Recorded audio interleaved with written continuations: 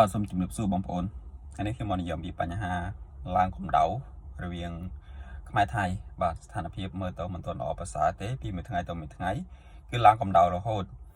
ហើយភាគីថៃប្រហែលរយៈនេះក៏គេបានប្រកាសដាក់សម្ពាធឲ្យរដ្ឋាភិបាលកាត់ផ្តាច់ប្រព័ន្ធភ្លើងប្រព័ន្ធអ៊ីនធឺណិតពីមិនឲ្យមកកម្ពុជាប្រើហើយយើងទិញគេទេមែនទេទៅបាទដូចបងប្អូនជ្រាបស្រាប់ចឹងយប់ថ្ងៃទី12ខាងស្រុកខាងខ្មែរយើងរដ្ឋាភិបាលក៏ប្រកាសផ្ដាច់ភ្លើងផ្ដាច់អ៊ីនធឺណិតពីថៃហើយយើងមកប្រើភ្លើងប្រើអ៊ីនធឺណិតយើងហើយវាអាចនឹងមានភាពយឺតយ៉ាវជាងដែលយើងប្រើរបស់គេបាទក៏ប៉ុន្តែក្នុងនាមយើងជាអ្នកទិញប៉ុន្តែអ្នកលក់ដាក់សម្ពាធយើងបែបនេះយើងក៏សម្រេចចិត្តឈប់ទិញគេអញ្ចឹងយើងមកប្រើរបស់យើងទាំងអស់គ្នាវាអាចនឹងមានការពិបាកបន្តិចបងប្អូនហើយខាងក្រសួងព័ត៌មាននៅយប់ថ្ងៃទី12ដដែលក៏បានប្រកាសប្រាប់ទៅដល់ស្ថានីយទូរទស្សន៍ទាំងអស់ឲ្យឈប់ចាក់បញ្ចាំងខ្សែភាពយន្តថៃចាប់ពីម៉ោង12យប់ថ្ងៃទី12តទៅបាទអានេះគឺជាការឆ្លើយតបរបស់យើងដូចខ្ញុំបញ្ជាក់អញ្ចឹង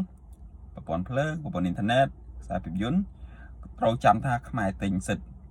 ហើយប្រព័ន្ធភ្លើងក៏មិនមែនខ្មែរទិញមកប្រើទូទាំងប្រទេសដែរដូចបងប្អូនបានជ្រាបស្រាប់រឿងក្រសួងរដ្ឋមន្ត្រីក្រសួងធម្មពលបានបញ្ជាក់អញ្ចឹងបាទអានេះគឺជាការឆ្លើយតបរបស់យើងហើយយើងសង្ឃឹមថាបន្ទាប់ពីភាពលំបាកនេះបន្តិចទៅយើងនឹងល្អប្រសើរវិញខ្ញុំគិតថាយើងធ្វើបានបាទ